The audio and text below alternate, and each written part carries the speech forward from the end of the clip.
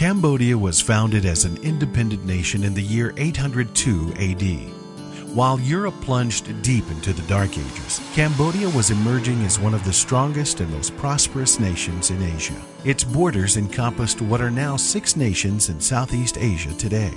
The country was ruled by kings who declared themselves to be gods. People died at the king's command and lived in bondage to his whims. Even religion was a matter of the king's prerogative. Although Cambodians were traditionally animists who venerated the living spirits in trees and rocks, the kings took notice of the great Hindu temples and palaces in India and considered Hinduism a religion to follow. Eventually, the Cambodian kings determined to build bigger and more beautiful temples than they saw. The result is the largest Hindu temples in the world.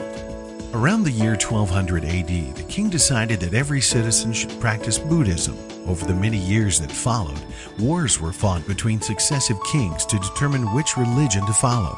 Today, the official religion of the nation is Buddhism, but in practice it is mixed with Hinduism and the traditional animism of the region's earliest days. In 1993, the government, in an unprecedented move, allowed religious freedom for the first time in thousands of years of history of Cambodia. And from then on, we've been able to freely go around and share about Christ and share about the gospel anywhere. And the people have the right to choose on their own what religion they would have to follow.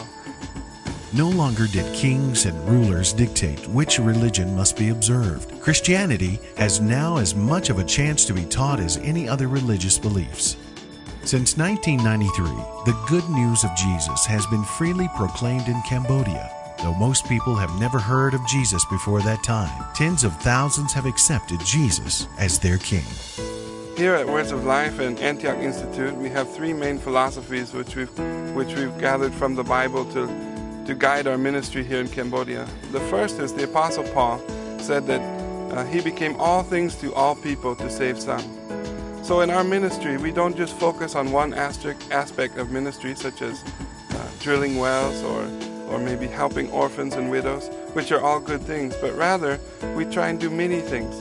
We try and do many things, anything that we can, so that people can have a chance to accept the gospel. So we do things like well drilling, we do things like going out and just preaching the gospel. We do crusades, we do medical clinics, we help orphans, we help widows, we bring children so that they can have an education. We run Bible schools and Bible training for pastors all across the nation and of any denomination that wants to come and study the Bible. We do whatever we can to try and help so that some people can be saved. And our desire is that all of Cambodia will be saved. And we continue to work with and find new and many ways that we can share the gospel so that we can bring Christ to these people, because we believe that Christ is the only way that Cambodia will be changed.